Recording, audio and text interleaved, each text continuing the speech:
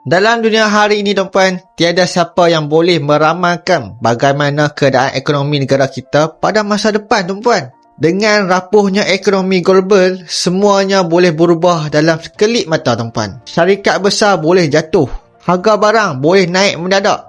Malah mata wang yang kita pegang hari ini tuan-puan pun boleh hilang nilainya tuan-puan bila-bila masa tuan-puan. Sebab itu kita tak boleh bergantung semata-mata pada kekuatan mata wang. Jarrah sudah membuktikan wang kertas datang dan pergi, tetapi emas tetap berdiri kukuh sejak ribuan tahun dahulu tuan-puan. Senang cakap tuan-puan, emas ni tuan-puan bernilai tuan-puan zaman ke zaman tuan-puan. Emas tidak mengenal inflasi ataupun kejatuhan ekonomi kerana nilainya sentiasa diyakini seluruh dunia. Inilah sebabnya tuan-puan, kenapa ramai orang bijak memilih untuk menabung emas sebagai perlindungan harta dan jaminan masa depan. Menabung emas bukan bermaksud kita perlukan kaya terlebih dahulu. Apa yang penting adalah konsisten. Sedikit demi sedikit, bulan demi bulan, insya-Allah akan terkumpul simpanan yang mampu memberi kita ketenangan di masa depan tuan-puan. Jangan tunggu sehingga terlambat. Terus saja tuan-puan menabung bulan ini, kerana masa depan yang lebih tenang bermula dengan tindakan kecil hari ini tuan-puan.